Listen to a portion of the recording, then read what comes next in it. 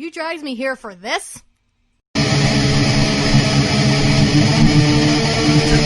Club, 240p Club, gonna play video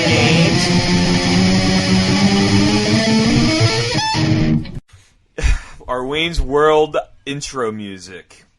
Anyway, just in case you have not tuned in to any of our other podcasts, we are the 240p Club, and we're back.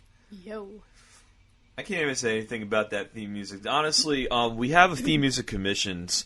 It's coming sometime in August. I don't know exactly when. Don't have a date. It's going to rely on our wonderfully talented composer, Miss Deanna. She's got to secure a studio and get us basically write the whole song and get her band together, etc., etc. So whenever it's commissioned, it's in the works. So in the meantime, we have goofy background music to sub in for our theme music.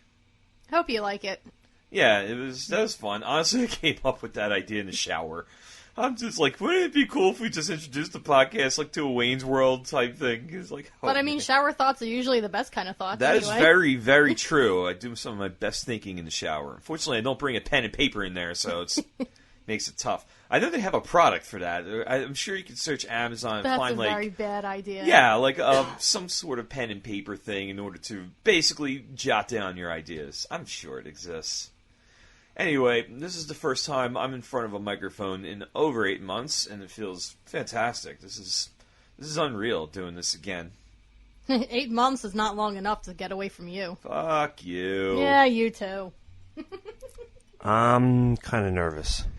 Yeah, Ray has been in front of a mic in just an amount of time. Nikki, I know you've been actually Twitch streaming quite a bit. Yeah, but I haven't really been using a microphone for it. Oh. I have, like, skull candy, so you can barely hear me. Oh, but it's still a microphone. You're still actually talking to people you're streaming to, right? Yeah, so. So what happened? I heard you're an affiliate now? Yeah, who knew I can get paid playing Dynasty Warriors? What the hell? That is awesome. Well, hey, Dynasty Warriors has a great fan community, so... You know, I had such a hard time going back to Dynasty Warriors 9. They really changed the combat. I'm like, okay. Come on. Yeah. Well, I mean, yeah. But here's the thing. We haven't been in front of... None of us have been in front of a mic, except for that. Yeah, except for that. In like 8 months. So we got a little rusty, so this is going to take a little work. But I think we're all going to be good. Nikki, what else have you been doing in the past 8 months since we've been away? In addition to doing a lot of Twitch stuff, I've been going to a bunch of conventions also. Well, more like 2. I hear you're quite the cosplayer. Yeah. So why don't tell our adoring fans here, what do you cosplayed as? Because I have a funny memory of filming you running up the Rocky steps, aka the Art Museum steps, in costume. What were you? We might actually have to put that on the Facebook page just because it was really funny. It was badly filmed, though, because you dropped your phone midway through, and I didn't want to just leave it there. So, literally, you see me with my camera in hand ducking down to pick up your phone, and then by that time, you're like halfway up those stairs. Dude, I made it up that stair. I made it up the stairs in like 40 seconds in like 5-inch heels. Yeah, that was like a record.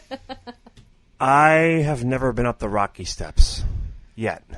You have to. That needs It's to fun. be done. That needs to be done. Like we're gonna film it too. We're gonna make you wear a costume, and then you're gonna be filmed going straight up the Rocky steps. But to answer your question, if anyone's familiar with the Devil May Cry series, I cosplayed as Virgil. That's Dante's brother, and you know the quote evil twin brother quote because you know. Oh yeah, you can't have a good story like that without having an evil twin. And it's funny because like me and my brother are twins also, and like I'm the younger twin, but I'm more like the older twin, and you know. Exactly. Yeah, if anyone knows my brother, then. So, but yeah, we have did to you do cosplay Rocky at another convention? I really did want to go to Kinetic Con this weekend and cosplay as him again, because his voice actor was going to be there, and like, what better way to show off the costume? Like, what better person to show the costume off to? But I'm sure they would have loved it, but yeah, unfortunately, it was in Connecticut, and I'm here, so yeah, you know, I'm sure he would have loved it. I'm still waiting for both of you to come to MagFest with me. So yeah, We Ray, have to. did you happen to go to MagFest this year? I did. It was my 5th in a row, actually. Oh, nice. What did you see there? Like, what happened? If you've been to too many games, it's that on a much greater scale. They have a huge arcade. They have a huge console room. They have tons of panels. They have live bands playing. It's just so much fun to go to every year. What did you see? Angry Video Game Nerd this year? He wasn't at MagFest. He was actually at Too Many Games this year, but there's way more than just him to make up for it. Ah, well, did you... Yeah, I know you went to Too Many Games as well. Actually, you both went to Too Many Games. We both went. Mm-hmm. I actually ended up missing, like, almost every panel there. Oh, that's There was one panel that I remember that Ray wanted to bring me to, and I completely, like... I got there, like, really late that Saturday, so... Yeah, that was Throne Controllers, a little, like, Nick Arcade game show thing run by the Runaway Guys, who are, like, my favorite LP team, Let's Play. And it's a lot of fun every time. I've kind of become a groupie of that, so to speak. That's okay. Nice. That's as long as you're not taking your pants off for anybody. No, hey, I'm not judging. If he's taking his pants off for someone, that's cool. That's cool. On you. Yeah. We don't judge here at the 240p Club. Oh, no, definitely not. We've known each other too long to be doing that. I mean, I'm not wearing any pants. All the ladies that are involved in that panel are taken anyway, so it doesn't matter. Well, that don't mean nothing. I mean, polyamorous, whatever.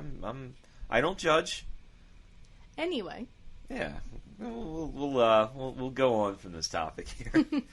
So we've been all busy. You know, we shut down the 240p Club because none of us had time to record it. Nikki at the time I think was busy with school. Getting Ray away from work for a while was tough because I know he works a lot. Yeah, that on top of getting additional training to maybe move up in the world a bit. I only just got my certification recently, so it's been tough to fit that into my schedule too. Oh yeah, it's been a challenge the past few months. I've been working a ton too. I've been picking up all kinds of extra hours at work, just work.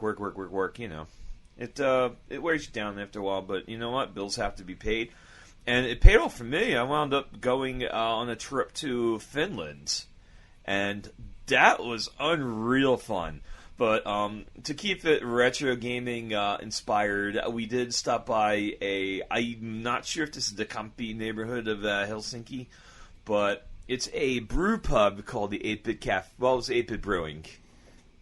I looked it up. There's apparently two. There's one in California, and then there's another one, of course, in Helsinki. And I looked it up. The one in Helsinki was actually started by an American that moved there. Do you know what city in California the other one is? I could look it up, actually, since we have our computer, like handy-dandy computer here. That would be... Let's look this up. Murrieta, California. What major city is that near? I have no idea, man. I don't have a map in front of me. I just have their address right here. So this is the 8-Bit Brewing Company of America. And they have some good stuff, too, including a street lager, too, Mosaic Bison. So I just spotted that. Those. As a Street Fighter fan, I do love those. And they have a Mario Tart instead of a Mario Kart, so that's cool. All right, the one in Finland, I did like this. This one was one of my favorite, because when you walk in there, I took pictures. I put it all over the Twitter, our 240p Club Twitter. But my favorite part of this was, as soon as you walk in, the beer menu is set up like a Final Fantasy menu. Like literally, they have it looks exactly like it, and it scrolls. It's like, what would you like to buy? It says. It's in English because, I think the Finns realize at this point their language is ridiculously hard. Which I appreciate the fact that everyone spoke English there that we've encountered.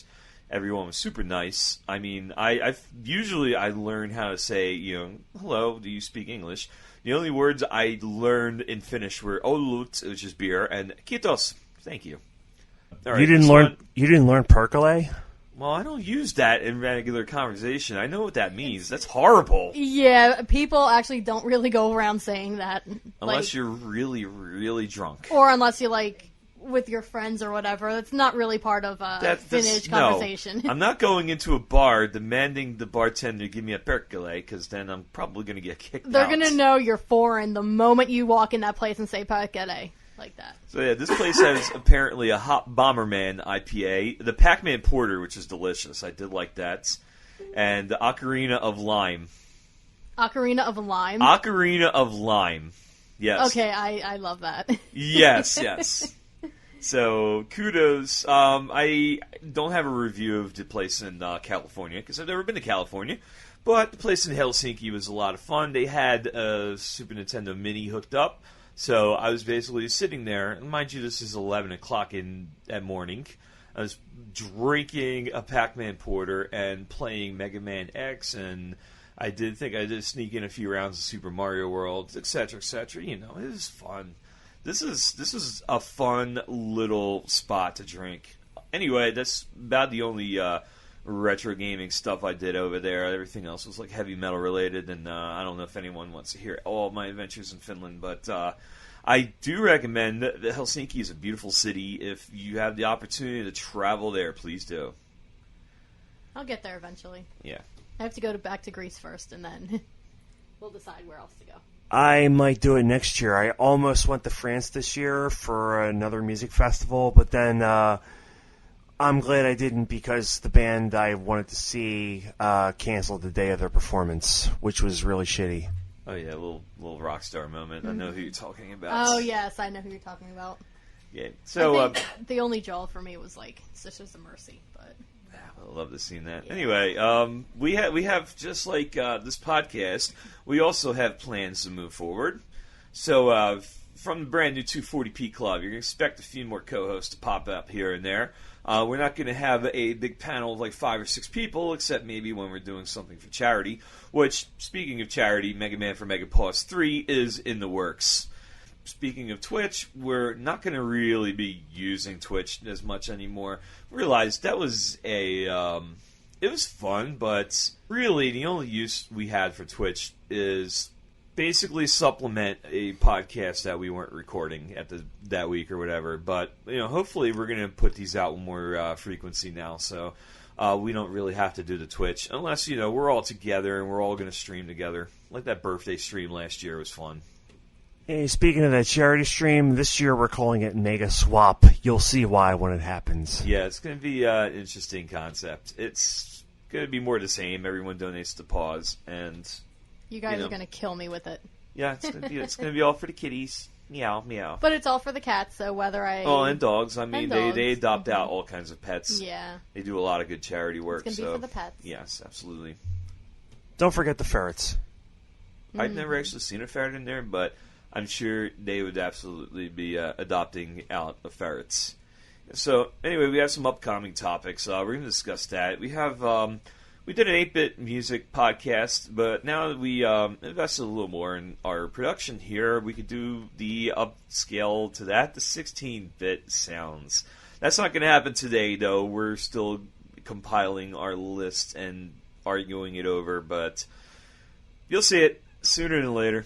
Anyway, also more coverage of gaming and culture. I wrote that down. You know why I wrote that down? It's because the retro gaming culture is awesome. We could talk about how Mario 3 had changed the NES landscape, blah, blah, blah, over and over again. You're all fucking sick of it. So we're going to evolve our podcast a bit, try to cover it from the perspective of a couple of retro gamers here. And also, just want to point out today, we're not covering any of this bullshit. We're actually started our podcast in 2016 with Atari Game Over, which that was an interesting documentary. But History Channel decided to do a new one. It was called Game Changers Inside the Video Game War, which, History Channel, I think, is part of that Discovery Channel family of networks. Like, they produce basically similar style documentary content, but that one was really fascinating. But yeah, we're definitely going to be talking about that in length. Also, later on, I had the chance to play Bloodstained Ritual of the Night, which is an amazing new Metroidvania. We're going to be talking about Metroidvanias because there's quite a bit of those popping up nowadays.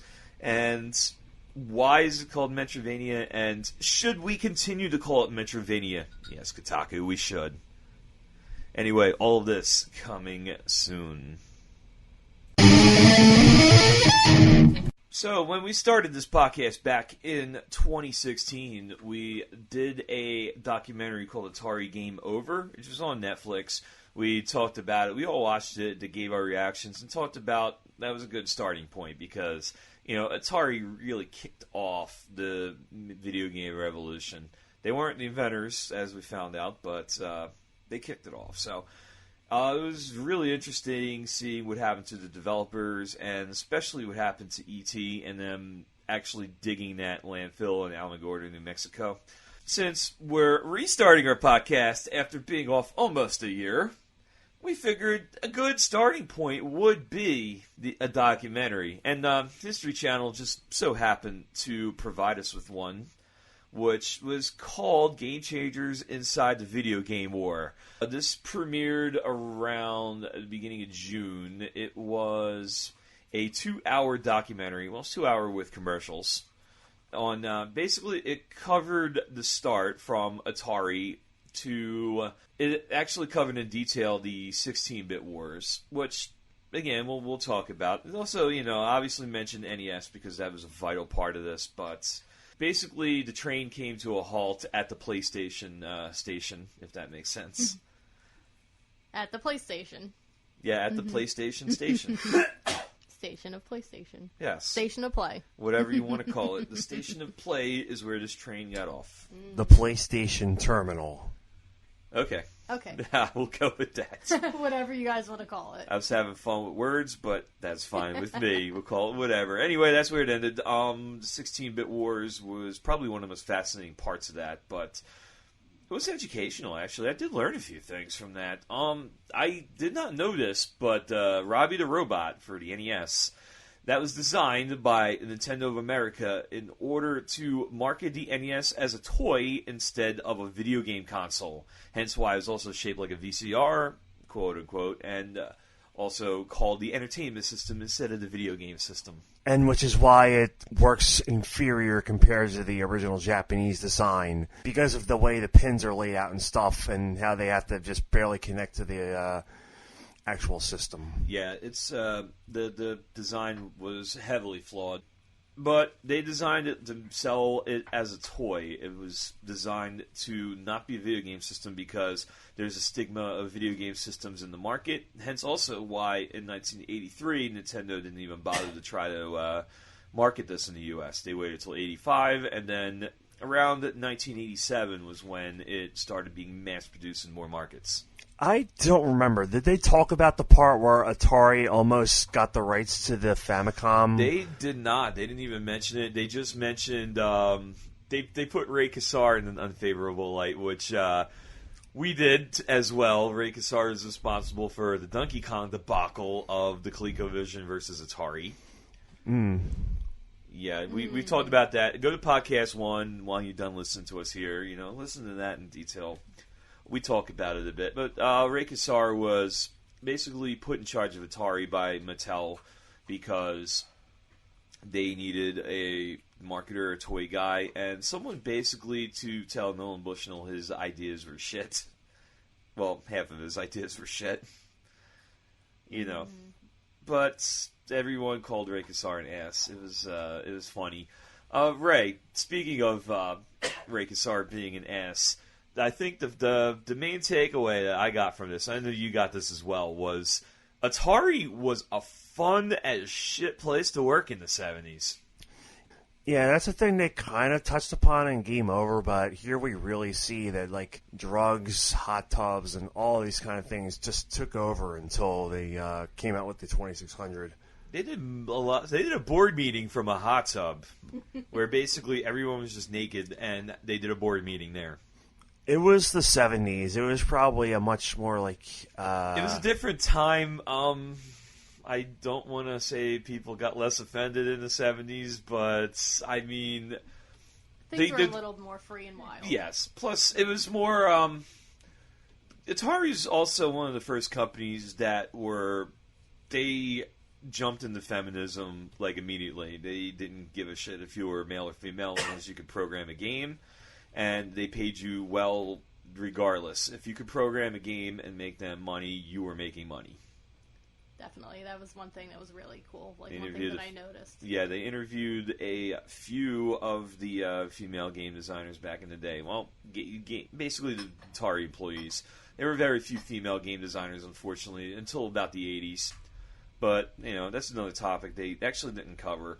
And one of the other disappointments they didn't cover was PC gaming. They didn't really touch on that. They just, they mentioned the Atari made PCs, and I guess that was a good topic to cover, but they didn't really cover, the Tandy, the Amiga, none of that, actually, or the IBM machines. Commodore 64 was bigger in Europe, keep in mind. Also, yeah, that was very true. Commodore was bigger in Europe, the ZC Spectrum, all those game consoles. Well, computers, which housed basically enough programming to make a game console. If we have any European listeners, I apologize for Joe's pronunciation of the ZX Spectrum. Okay, but also here in America, we don't call it the SNES, we call it the SNES. That's just me, I don't know. I call it whatever, tomato. Yeah. It's the same thing. Like, people across the pond spell tire differently than we do, so. It's okay. Yeah, a couple U's to a couple different words. We're not going to bash the Queen's English right now. Especially because, Europe has a few things over us right now. We have a few things over Europe. No politics. That's never going to change from this podcast.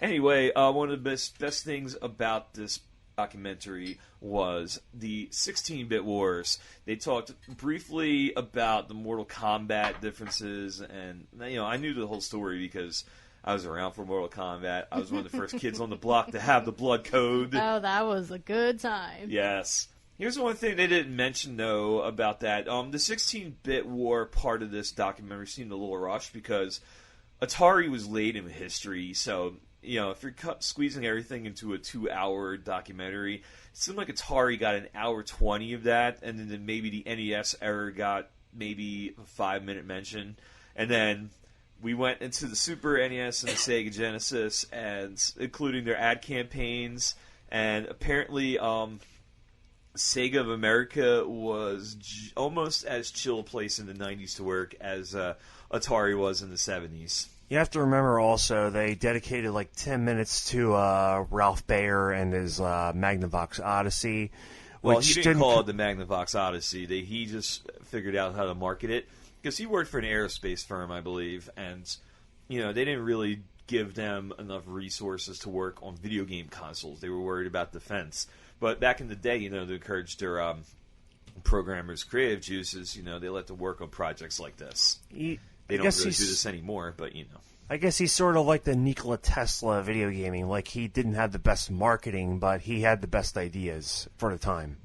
Yeah, he did have some pretty good ideas. And eventually it became the Magnavox Odyssey, which they showed their ping pong game, which looks very similar to Pong, and then interviewed Nolan Bushnell talking about how he didn't rip it off, which is true. I mean, Pong was way better designed than Bayer's ping pong.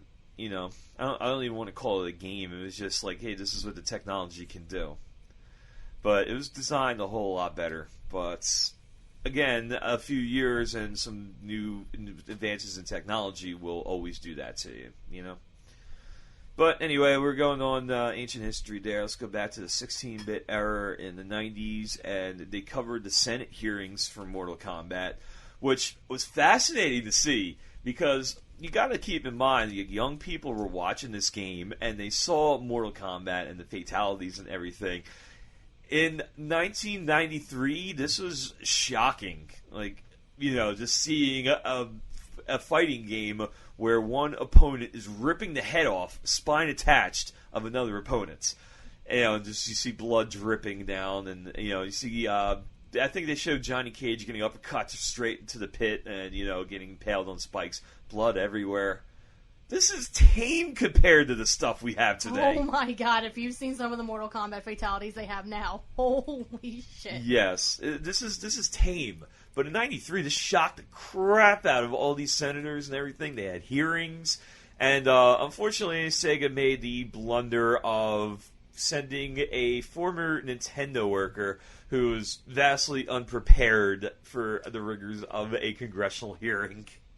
It really didn't work out well in his favor. No, but it wound up, unfortunately, or fortunately, Sega had to implement a rating system for their games. Nintendo stayed the course, produced family-friendly stuff. Except for the Super Scope.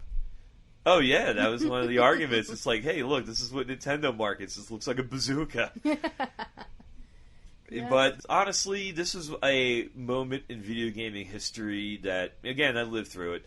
But sad to say, they should have worked together. I mean, look at all these artists that worked together when the PMRC was going after music in the 80s. You know, you had Dee Snider working with John Denver, and obviously, well, Frank Zappa is Frank Zappa. He's going to work with whoever, because he's he was an enigma, but what an artist. But in the 90s, you have Nintendo, and then you have Sega. Nintendo went in there agreeing with Congress, yeah, these games should be policed, blah, blah, blah, blah. And then Sega comes in, which has always been their marketing back, especially back then, that the Genesis, all these games, they're for kids that have grown up. These are for more teenagers, more adults that still play video games. They had the Ataris like little kids. Now they're adults, you know? Which is basically the same thing that's happening now. Like, you have all these like adults now in their 30s, 40s, and 50s with like teenage kids playing video games. And you're like, you know, it's basically just passing the torch from one generation to another. I mean, you know, my 9-year-old second cousin likes video games now, and that's like something we talk about. So yeah, it was like a bonding thing between us. It's always a bonding thing, you know. Like, I'm always so excited to teach you can show them games from back in the day. It's like, yeah, this is what we used to play, and you know, and obviously game designers are thinking this too, because we have a whole, like later on we'll talk about this, a whole spike of Metroidvanias. But it was really fascinating to see, you know, this play out, especially with all the footage they dug up, including the congressional hearings. But the most damning thing about that is how Nintendo just kissed Congress's ass, while Sega went in there and went after Nintendo because they knew what Nintendo's game strategy was. This wasn't like they were coming in blind. So it's fascinating how they didn't work together. And the only thing that really came of it, games were never censored so much as nowadays they have a rating system that's industry standard instead of just Sega's rating system, and then Nintendo's not going to make adult-oriented games. Nintendo completely eased that censorship stance. Unfortunately, their technological stance, you know, they always wanted to do things their own way, so that kind of led them to lag behind. Which actually they didn't really mention the N64 and the cartridge-based. They ended it with the PlayStation coming out. I think they mentioned the cartridge for like a second, maybe. Yeah, because they mentioned it because it was so much cheaper to produce CD games than it was to produce a cartridge. So that's why all these game developers jumped on board the CD revolution. With the whole Dreamcast, the Sega Saturn, the Sega Saturn, the 3DO is actually 3DO first, is but what I'm going for, yeah. The 3DO was first, but 3DO wasn't as successful. Again, that was the price point. It came out at a time when a CD-based system retailed for about $500, so it wasn't going to work for them, really. But they didn't really cover a lot of that. The Neo Geo wasn't covered. The Sega CD was like briefly covered. They covered the Nintendo debacle with with Philips and PlayStation. Yeah, with Philips and Sony, and that's how we ended up with those terrible Zelda games. Yeah, contractual obligation right there. I'm so hungry I could eat an Octorok. Oh God. Yeah, we may have to make an exception to our streaming rule for to stream one of those games at least. I already streamed Hotel Mario. I know, but I'm waiting for a Zelda game like Wanda Gamelon or one of those games. I'll leave that to you guys. I'm not doing it either, Ray. Ray, you've involuntarily volunteered. Maybe I'll just put a link on YouTube to someone that actually played it, so we don't have to subject ourselves to such torture. Yeah. No, I wouldn't subject. I mean, I might dislike you guys, but I would never bring you to that kind of torture. Okay. I would rather choke you two out. I think that would be quicker and more painless than playing through Wand of Gamelon. Exactly. We could, in conclusion, just say that this documentary covered it briefly in the Cliff Notes version of what actually happened during the 16-bit war. And hopefully, if you have a little brother, little cousin that watched that and was fascinated by the story, they're Googling stuff and figuring out like more details, more everything, basically, some background behind half those stories. It was definitely a fascinating view, and if you have a cable system with on-demand, check it out, or, however you want to watch it. It's very informative. One of the challenges we have with running the website along with the podcast is I need to post some content to keep everything interesting. So, you scour news. This is where we get some of our topics, too, because you find out all these games that are in development. So, naturally, you go to all these websites. I know this isn't a recent development, but one of the sites we check out for a lot of news is Kotaku. And they've been okay for, like, certain articles, especially, like, retrospectives on the Final Fantasy series. They had a few news stories on... basically some old 16-bit stuff. They had a player's guide to Assassin's Creed Odyssey when that came out. That was most helpful. Of course, they used the word Malaka in the guide, and it's like, do you even know what Malaka means? I know they use it all throughout the game. I read that article, and as a Greek, I was so disappointed by that article. You know what, though? This is... most of the voice actors in Assassin's Creed Odyssey were actually Greek. Cassandra and Alexios, they were both played by Greek actors, so they had the pronunciations down. They knew, but Malaka is considering I know Nikki and her brother Phil for many years, I know what Malaka means. It's a little disappointing. Anyway, Kotaku, like a lot of these internet sites nowadays, hired a few writers that have just been... Their entire output on this website is, I don't like this. I don't like that. And it's the stupidest stuff. It's basically like, oh my god, I have a...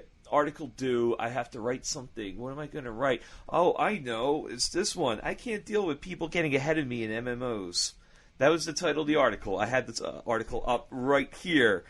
This is the dumbest friggin' thing. I didn't even click on this article because this is just the core definition of clickbait here. Oh, no. Just because I have a life and I can't spend 24 hours playing an MMO. Yeah. Oh my god. That one, and then there's another one earlier published. I think it was a different writer, but our title of the article is I Will Never Make a Mario, and it's basically whining about how this author is never going to make a Mario Maker 2 level. Really? I mean, I'm not going to either, but that's only because I don't have a Switch.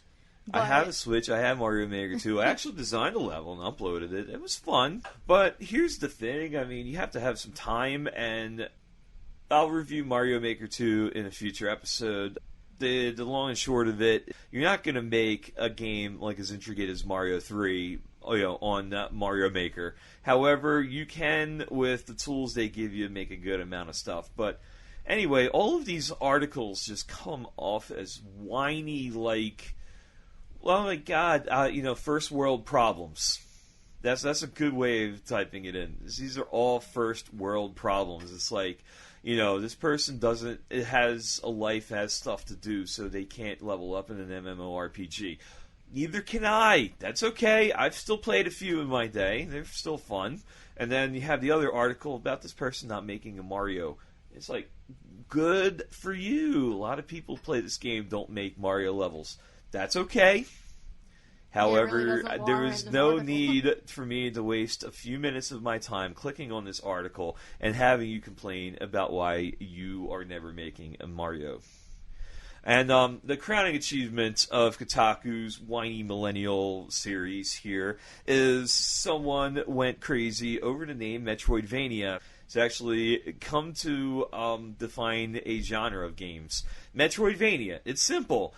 Metroid part came from Super Metroid. It's basically Super Metroid was set in big open worlds, which A lot of it was inaccessible to you. Got certain weapons. It had a mapping feature. A guy named Igarashi worked for Konami at the time. Loved this. Also loved what they were doing with Castlevania version for the PC Engine.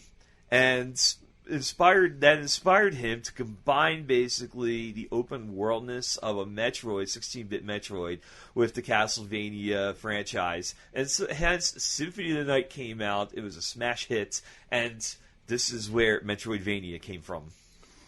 We could also go into extended discussion about the name roguelike, but that's a story for another time, I think. I think actually the point of this article, they were suggesting that people eliminate Metroidvania from their vocabulary and use roguelike instead. This is an article. This is an actual article. These people get paid a certain amount of money. I don't think they get paid a lot, but to contribute to Kotaku, I'm sure you get paid a little bit. And this is the best they could accept. It's like, oh, please stop calling it a Metroidvania. I'm very hurt. My feelings are very hurt. So the whole premise of not calling it that is it's hard to explain to people who don't play video games. And then, of course, according in the description here, we can come up with something better. This is another clickbait article that I refuse to click on. Kotaku has been other shit with these lately, which I think is a symptom of most of the internet. There's a lot of clickbait bullshit out there. Kotaku's been one of the definitely one of the guilty parties of this. But obviously some sites are worse. But it does bring up the Kotaku. I do got to thank for bringing me up to date on a few Metroidvanias. And yes, the 240p Club is going to call it a fucking Metroidvania. I mean, that's what I grew up calling it, so... Yes, it's going to be a Metroidvania. I'm not calling anything roguelike. No, it's a Metroidvania. If you just don't have the intellectual properties for the Metroid or for the Vania part, fuck it.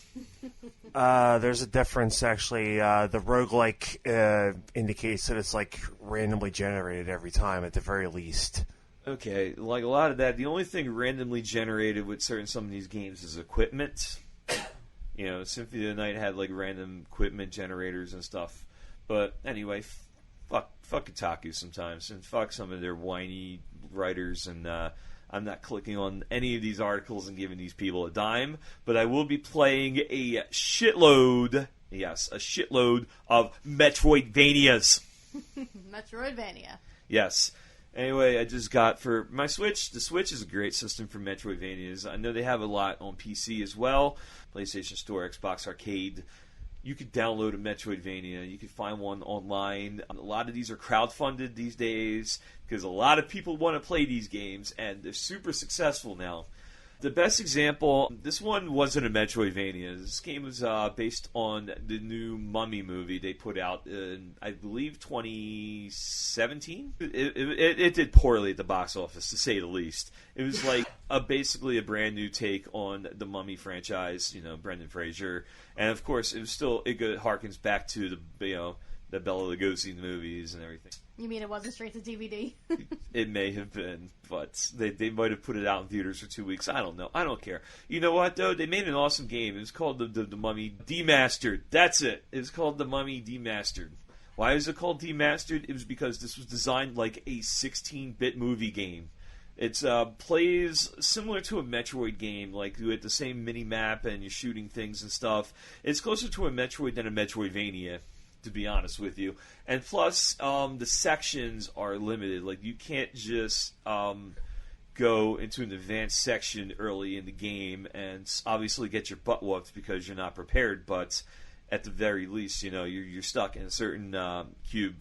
So it plays more like Super Metroid than it does in Metroidvania. It's an awesome game. The other games I was playing, Axiom Verge, I really have to get into.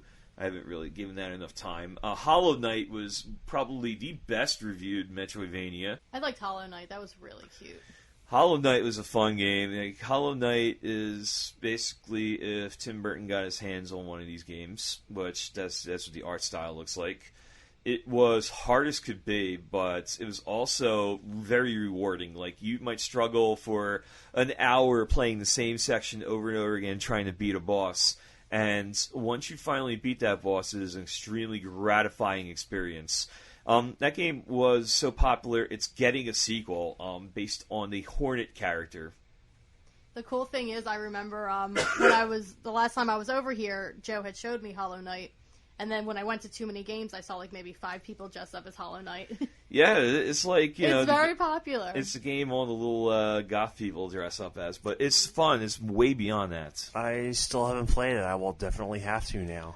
Yeah, Hollow Knight's probably one of the best examples of a Metroidvania out there. There was a game called Celeste that was a unique take on the Metroidvania genre. It was really good. And my personal favorite just came out, Bloodstained, Ritual of the Moon. That game is fantastic. Hey, Joe, you ever played a game called Dark Souls? I have not, but you basically have to be living under a rock to have not heard of this game. You know, it's my God. kind of like a Metroidvania if you really think about it. I mean... The game's called Bloodstained Ritual of the Night. I was saying Ritual of the Moon because the first title is called Curse of the Moon. We made our first faux pas of the 240p Club Reborn, so... Yay! It's Ritual of the Night, the game is called. The 8-bit version is called Curse of the Moon. Designed by two different... a really cool game. The Bloodstained's really cool. Yeah. But right, I'm sorry to interrupt you, man. Please start talking about Dark Souls again. Well, I mean, it's sort of like a 3D Metroidvania if you really think about it. Like, you do progress gradually through this kind of like open world environment, like in Metroid and Castlevania and so forth. Yeah, you have to fight a ton of bosses, which are really hard, and I think you gain new abilities, or at the very least you find new merchants and stuff where you can upgrade your abilities or buy new ones. Now, here's something I have to ask about the Metroidvania genre in general. Would you consider that a Metroidvania? Would you consider that like Metroidvania inspired? Because me personally, this is just my opinion, Metroidvania is more either a 2D game or a 2.5D game. Unfortunately, yeah, I don't consider Dark Souls like a Metroidvania, but I see it more as I don't know how I can describe it. It's not exactly a hack and slash, but it is like a hack and slash. It's like how exactly? What's the best way to describe it? What do you guys think? Back in PlayStation 2, the Warriors game based on the movie of the 70s. Yeah, it was kind of similar, where it was, you know, it was 3D. Obviously, it was a 3D world, but I guess that was the modern version of a hack and slash. Yeah, I guess you could consider like hack and slash to be like a Dynasty Warriors game, which obviously the Dark Souls series is not. Yeah, but as far as Metroidvanias are concerned, I would say Dark Souls is like the closest a 3D game has ever gotten to capturing that same spirit for me. I would have to agree. There's 2 games that I've played recently in the Metroidvania, I guess, world that they just were inspiring a bit. Timespinner was a crowdfunded. These were both crowdfunded. Let's just throw it out there. Timespinner was a crowdfunded Symphony of the Night. I hate to say knockoff, but it was very, very inspired by Symphony of the Night. It's the Symphony of the Night. It was very, very down to it, including the music. The only difference is the main character used orbs as a weapon instead of like a sword. But it kind of harkens towards some of the other Metroidvania, Castlevanias, like Portrait of Ruin. You know, it kind of, you know, reminds me of that more. But it was designed just like Symphony of the Night was. The difficulty level wasn't as high as some of these other ones, but it was definitely a challenging game. It required a lot of leveling. The music was... Dracula's Castle. You can spin it anyway. Yeah, the music was definitely, like, very, very Symphony of the Night. Oh, man. You can spin it any way you want, but it was very... The one thing I did like about this game, it had multiple endings because it had like a time traveling theme to it. So in order to unlock certain areas, you had to travel back in the past, and let's just say there's a petrified vine that's just not going anywhere. You have to go back to the past and basically burn that vine in order to enter. There's a sealed off section in the distant past that you wound up going there in the future. It looks about the same, only the enemies are basically like zombified, undead versions of the old ones. A lot harder too, and they have different status effects. Their poison really hurts you. But the gameplay itself is really good. The time traveling part it wasn't done a lot because really there's only 2 maps. It was like you were entering a different map, and there's only a few different aspects of the time traveling that really crossed over. Timespinner had multiple endings. That was good. The only problem I had with that, it was a little too short. Like, the gameplay I was able to beat a lot quicker than, say, like a Symphony of the Nights.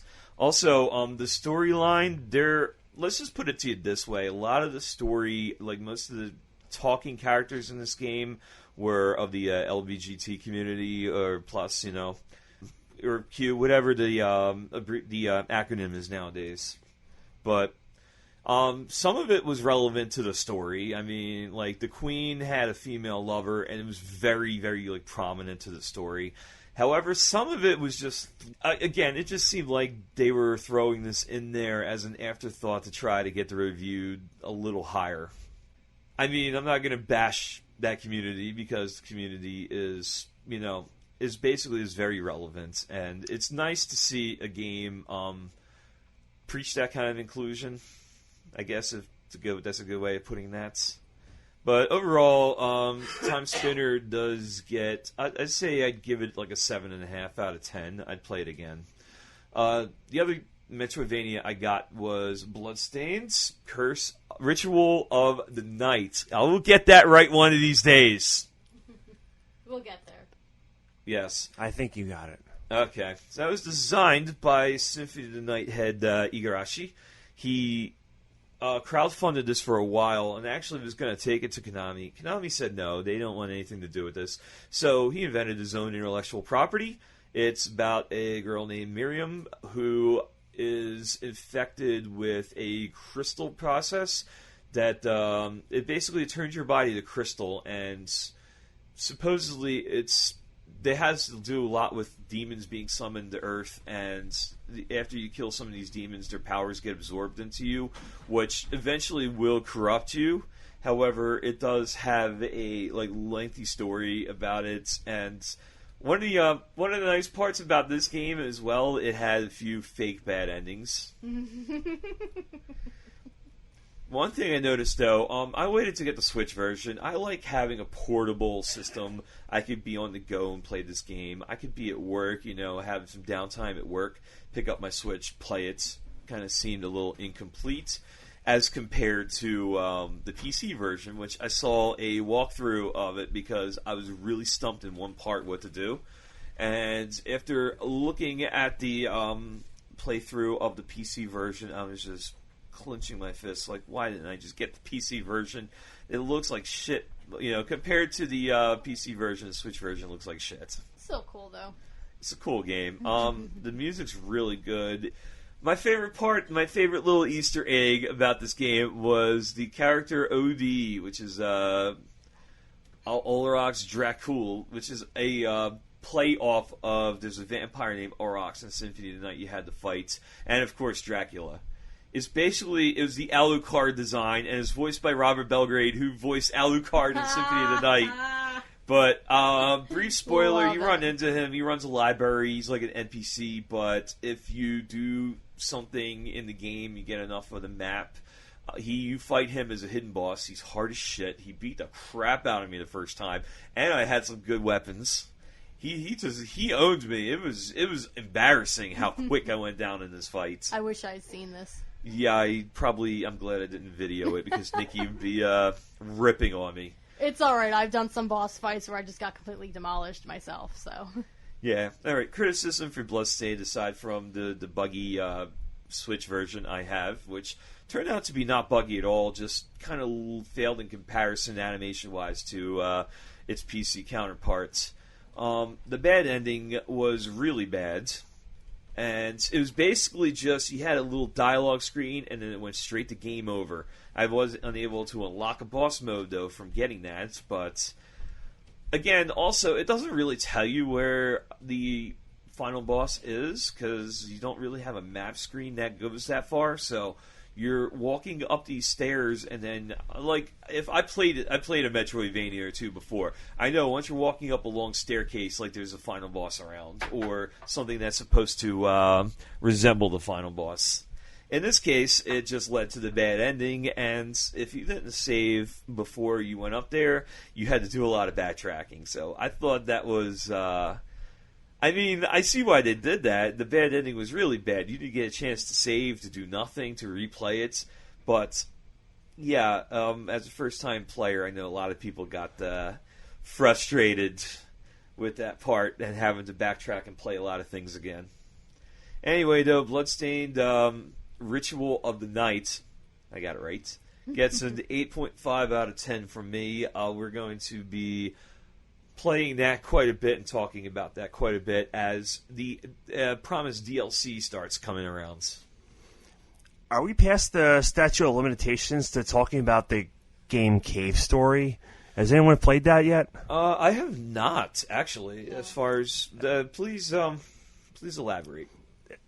That's probably the first indie game that really captured the same feel of the Metroidvania type of games that Super Metroid, Castlevania set before it, and it's really good. It's got a great soundtrack, great graphics, great story, great friggin' everything. I believe it didn't come out, wasn't it this year or last year for the Switch? I know it's an older game than that, but... It's been out for way more than a decade now. It was originally released in Japanese, and then it was fan-translated, and I believe the people who made it did it for nothing. Like, they just wanted to make this game, and it's really amazing for what it is. To be honest, a lot of these crowdfunding games, especially Timespinner, the way I was picturing this really is that, the funds you're sending these people, you're not sending them because, they're greedy, you want to be paid for their work. Of course, they probably do want to be paid for their work.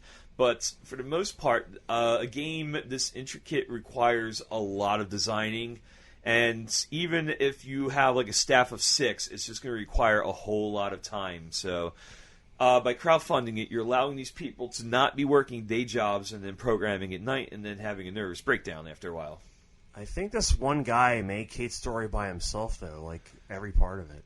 Yeah, well, there was one guy that made we talked about it, the Metroid 2 remake, basically the fan-made one.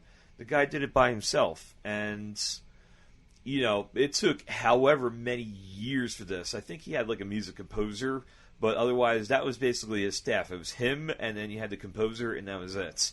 And that took upwards of, I want to say, 6 years for them to complete. So, obviously, if one guy is doing something like that, it's a labor of love, and he's taking a very long time. Or else, he might be a programmer elsewhere, like a freelance programmer, and this is his baby project while he's working on some other stuff.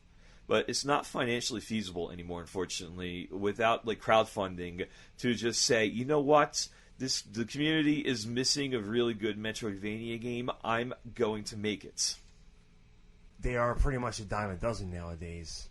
Well, yeah, because all these fan games were pretty popular, so now the formula is in place so people can design it readily. However, us as retro gamers, we love this stuff. I mean, I'm not even going to say that, it's too many Metroidvania games, this, that. There are. But you know what? I love all this stuff. I'm a sucker for some of these games. I'll literally... I bought Assassin's Creed Odyssey on one of the Steam sales, and it was a great game. This is one of the games I was playing while, 240p Club is non-existent. That's not the reason why the 240p Club went away. Let's throw that out. Mm-hmm. I did not get hooked on this game and forget to edit the podcast, and that was the end of it. No. But I got this around the same time I started really playing Hollow Knight, and...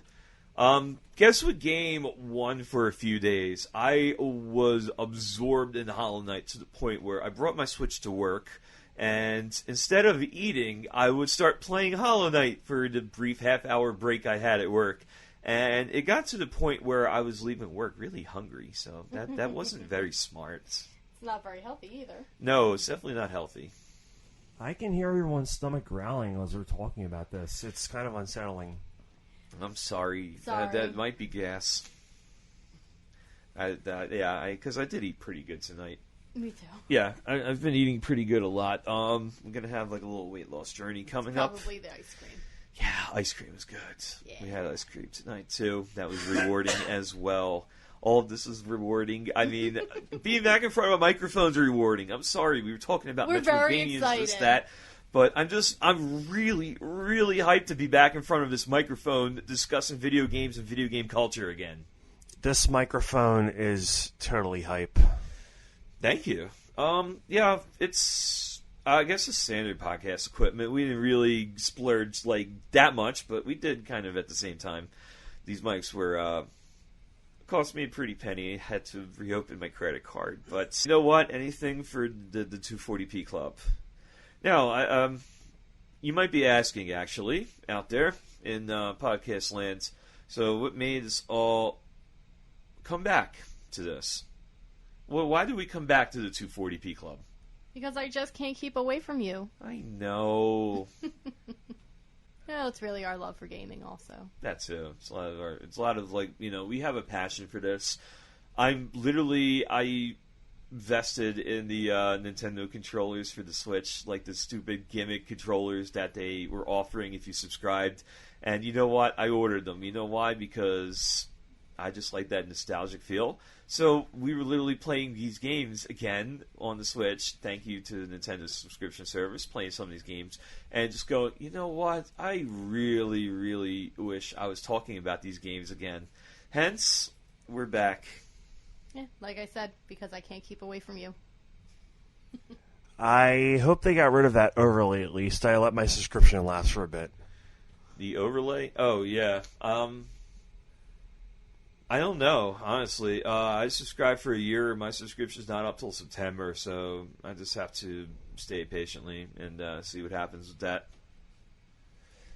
Yeah, pretty much, and just my love for gaming. I have been playing a lot more modern games on my personal Twitch, but like coming back to playing retro games with these two, makes me happy. And then to talk about them too.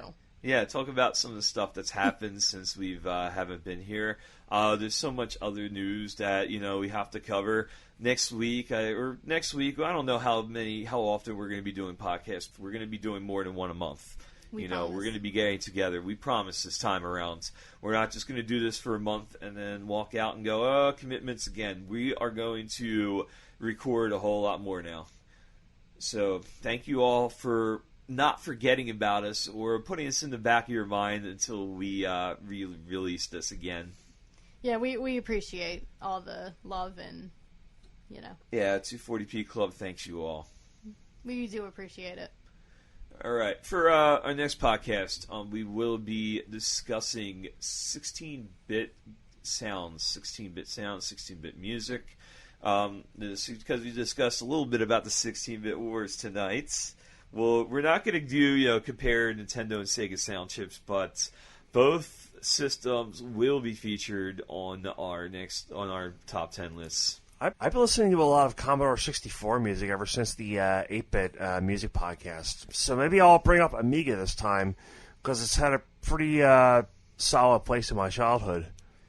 Yeah, I didn't know the computer until a Windows 95 machine. So my experience with computer gaming is basically I went back in time and educated myself on point and clicks and computer RPGs and especially Warcraft. Oh man, Warcraft 2, as soon as that came out, that just blew me away, man. But I got that kind of close to release. That came out in 95. I say I got that in 96 around the time the expansion set came out. So more gaming memories for me there. But Amiga, unfortunately, I knew of the name, but I've never got a chance to actually play one. You ever play a game called Jazz Jackrabbit? Yes, I have. That's Amiga music right there. Oh, nice. Yeah, Jazz Jackrabbit was, I think, a shareware game. Wasn't it Epic, or was it another company? It was epic. How did I know? Epic. I know what Epic's known for now, but Epic back in the day was basically the shareware kings. We'll talk about that some other time, though, because that's just going to be another topic. But yeah, look out for our podcast on 16-bit sounds coming to hopefully a phone or computer near you. Copyright 2019, the 240p Club, all rights reserved. The 240p Club does not own any trademarks mentioned in the podcast. We're simply fans. Check us out at www.240pclub.com. Also, Facebook at 240p Club Podcast, and we are on Twitter at 240p Club.